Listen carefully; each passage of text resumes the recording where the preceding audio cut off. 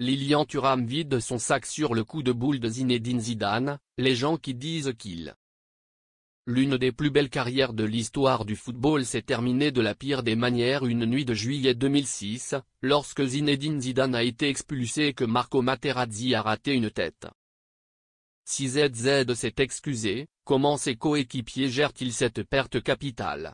Lilian Thuram s'est exprimé à 2 reprises dans 2 versions différentes. Personne n'oubliera jamais la façon dont Zinedine Zidane a enlevé le bandage de son poignet, s'est allongé là et a couru tête baissée vers le vestiaire, inconscient de la Coupe du Monde, qui semblait avoir plus d'attente que lui.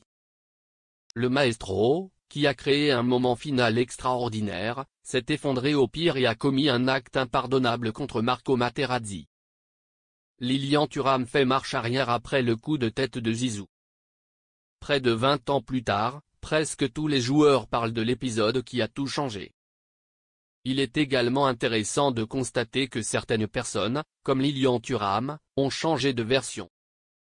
Dans le feu de l'action, elle a préféré cibler l'arbitre plutôt que son partenaire. Je ne peux pas parler du tournant du jeu. Je ne sais pas exactement ce qui s'est passé. Ce que je sais, c'est que l'arbitre central et son assistant n'ont rien vu.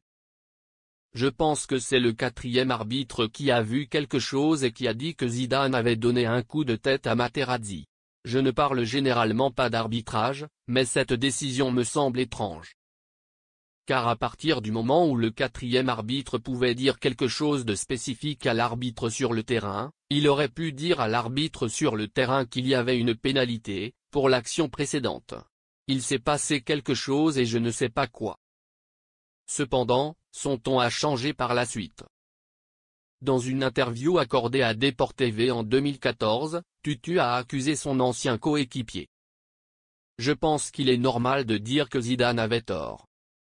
Nous pouvons tous faire des erreurs dans la vie, mais je ne pense pas qu'il avait raison comme certains voudraient nous le faire croire. Parce qu'il n'avait pas raison. Il avait tort. Ceux qui prétendent qu'il avait raison n'ont jamais été dans une situation où ils devaient travailler ensemble pour atteindre un objectif extraordinaire. Puis, tout à coup, quelqu'un apparaît qui menace et rend presque impossible la réalisation des objectifs pour lesquels vous avez travaillé toute votre vie. Des propos clairs et sans ambiguïté, contrastant avec ceux d'un autre défenseur en la personne de Jean-Alain Boumesson. L'ancien de la JOCR, entré en jeu pendant la majeure partie du tournoi, ne veut pas trop stresser Zidane et David Trezeguet, qui ont raté les pénaltys. Ce sont de grands joueurs qui ont énormément apporté à la sélection et ont joué un rôle décisif lors de la Coupe du Monde 1998 et du Championnat d'Europe 2000. D'autres joueurs auraient pu rater le pénalty ou recevoir un carton ce jour-là. Près de 20 ans après le fameux coup de tête, les avis sont partagés parmi les anciens internationaux français. Certains ont une compréhension plus profonde en raison du poids de l'âge, tandis que d'autres ne peuvent pas digérer la colère de Zinedine Zidane. Lilian Thuram appartient clairement à cette deuxième catégorie et ne s'en cache pas.